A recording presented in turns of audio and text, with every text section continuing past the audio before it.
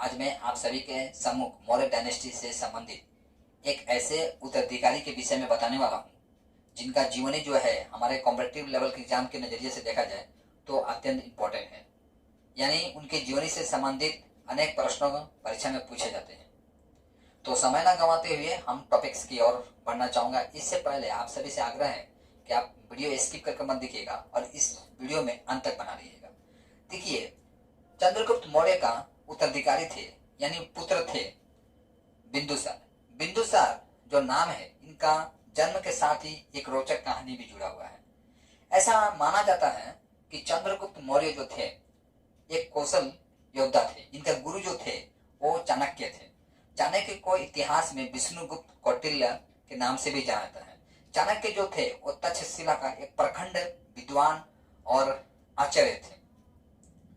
तक्षशिला का जो प्रखंड विद्वान थे यानी चाणक्य अपने शिष्य चंद्रगुप्त मौर्य को इस तरह ट्रेन किए थे कि कोई भी दुश्मन, खासकर चंद्रगुप्त मौर्य का जो दुश्मन थे वो था धनानंद, जो कि क्रूर शासक था और एक कौशल योद्धा भी था। तो चंद्रगुप्त मौर्य का जीवन जो है अत्यंत खतरा से भरा था। उनके जीवन का रिस्क को ध्यान में रखते हुए आपका चाणक्य जो है उनको इस तरह ट्रेन करते हैं कि कोई भी दुश्मन बड़ी आसानी से चंद्रगुप्त को नहीं मार सकता था।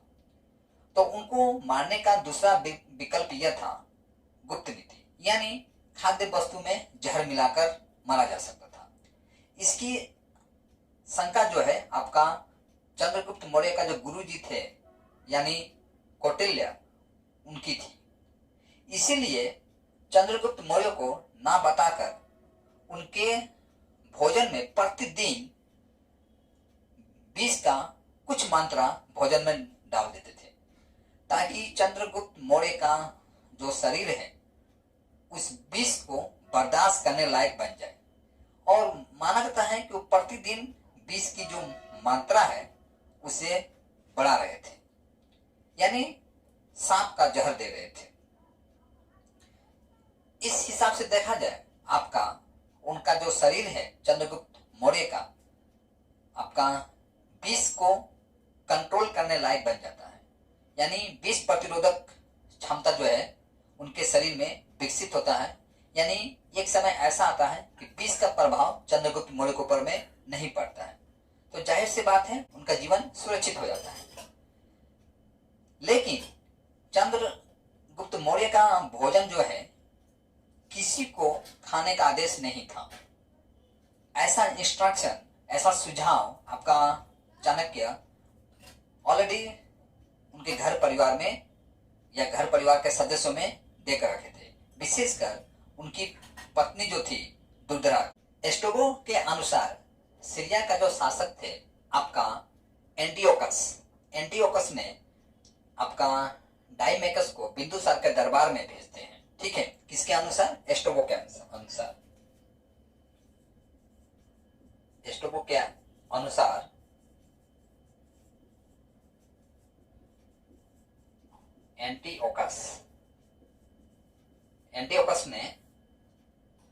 एंटियोकस ने आपका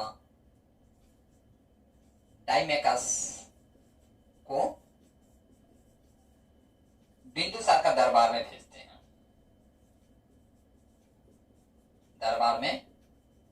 भेजते हैं। अब देखिए, डाइयोकस कौन था? डाइयोकस आपका सीरिया का शासक था। जो वर्तमान में आप सीरिया जान रहे हैं, सीरिया का शासक था डाइयोकस। और ये डाइमेकस जो था, ये कौन था आपका? डाइमेकस आपका मेनेस्थिस का उत्तराधिकारी था।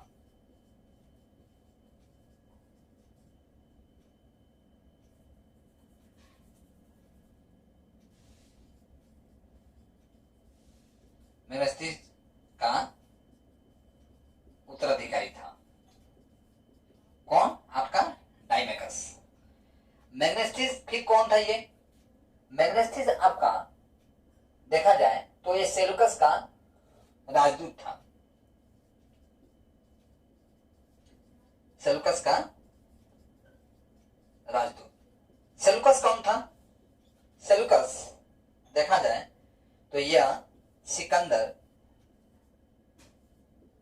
सिकंदर का सेनापति था। देखिए ये सारा इंपॉर्टेंट है आपका एग्जाम के नजर से देखा जाए तो। ऐसा माना जाता है कि आपका स्ट्रैबो ने डाइमेकस को आपका बिंदुसार के दरबार में भेजे थे। तो मैग्नेस्टिक जो थे, यहाँ और एक बात बता देना चाहूंगा आपका, मैग्नेस्टिक जो थे मौर्य डायनेस्टी के समय एक पुस्तक लिखे थे। ये भी परीक्षा में पूछा जाता है कि इंडिका पुस्तक का लेखक कौन है, तो आंसर होगा आपका मैग्नेस्टिक इंडिका। यह जो इंडिका जो पुस्तक है इसमें किस चीज का उल्लेख किया गया है, तो मौर्य डायनेस्टी का समाज और संस्कृति के बारे में उल्लेख किया गया है। ठीक है, मौर्य साम्राज्य का समाज और संस्कृति के बारे में उल्लेख किया गया है। ये किस भाषा में लिखा गया है, यहां भी पूछा जा सकता है, तो लैटिन भाषा में लिखा गया है ये। ठीक है, देखिए सारा इंपॉर्टेंट है, लेकिन आपका मैं चाहूंगा आप इसका स्क्रीनशॉट ले लीजिए। आप ये सारा इंपॉर्टेंट है, जितना मैं आपको दिया हूं यहाँ पर ये सारा इंपॉर्टेंट है। एज ए कॉम्पिटिटिव लेवल के एग्जाम के नजर से देखा जाए तो आप इसका एक स्क्रीनशॉट ले लीजिए। तो मैं आशा करूंगा कि आज का क्लास जो है आपके लिए काफी फायदेमंद हुआ होगा। और आज की क्लास में यहीं पर समाप्त करता हूं। यदि वीडियो पसंद आया हो तो लाइक, कमेंट और शेयर करना ना भूलिए। जय हिंद।